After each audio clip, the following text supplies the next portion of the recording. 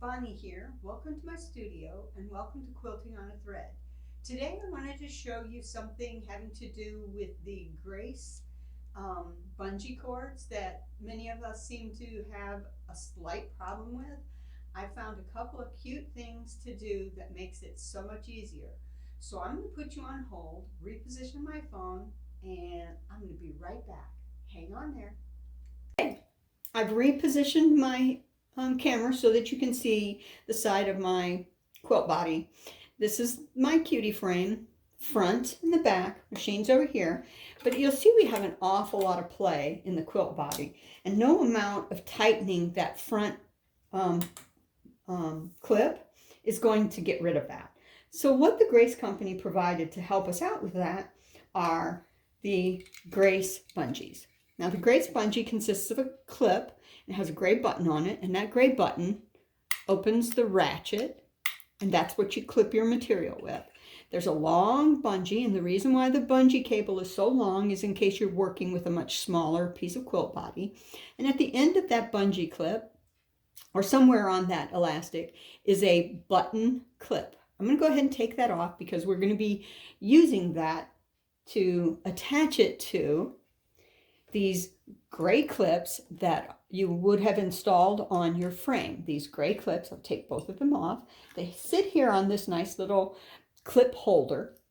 And these are your bungee clip clips. And the bungee clip clips are gray. Okay, so you will typically want to go ahead and pull your bungee through so that the bungee comes out the flat side, but there's a hole in there to insert the bungee. But there's also this wonderful shape on the clip. The shape of that clip is made to mirror, or marry if you will, with our side clips. And what we do is we pinch the two blue sides together and slide the gray clip on, and that will then slide up and down your gray clip. The best way to use this, to use the bungee clips, the best way to use the clip is to secure the blue side clip so that it clips over one of the corners. And in clipping over the corner, then you can secure it. You can pinch it together. You see how that's pinching? You'll be able to pinch it together to put one of the gray clips in place. So we're going to go ahead and assemble this. So we've got the bungee cord, gray clip, flat side away from the cord, flat side away from the cord, slide the cord through, grab the little black securing button and slide that up as far as you want. I usually go about halfway up the bungee.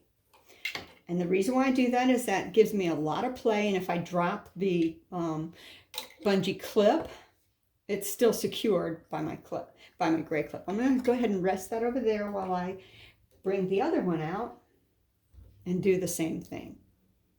So the bungee goes through, coming out the flat side. Now the reason why I like to do it out the flat side is because that way that black elastic, that black securing button comes against a flat portion. Will it hurt you if it comes out the slanted side? Not at all. It's not going to really matter. I'm just an engineer, and so those kinds of things, I'm OCD. So then we bring the blue clip, pinch it together, slide the gray clip over the lips of the blue clip, slide one to the end, bring the other one over, and just slide it in place. These are made to be used in pairs.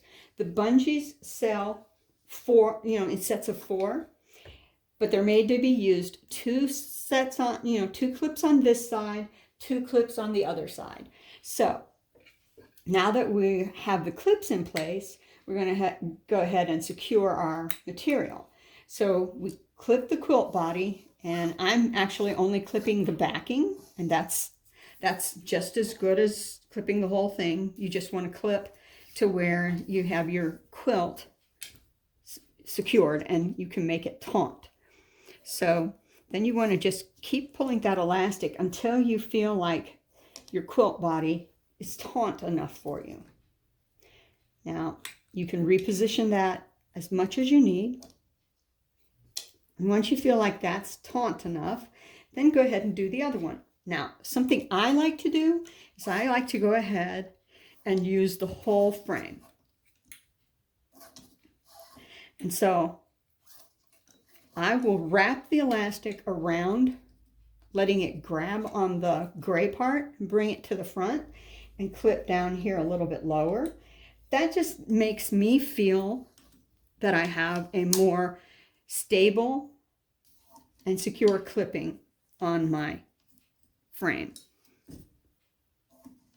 Now, once that's in place, you see I have a little play here, but the play on the quilt body itself is significantly less. And I can adjust these until I feel really comfortable. Now, one of the things that I've heard people complain about, especially if they're using a ruler table, is that their table grabs those clips. And it's a hard stop. When it grabs that clip, it stops your machine. So a ruler, a dowel, a piece of wood from front to back and underneath the elastics, and you don't have that problem anymore. It's complete free play. Makes your quilting so much more enjoyable. So I hope you found that little trick helpful and hope to see you again here on Quilting on a Thread. Bye-bye now.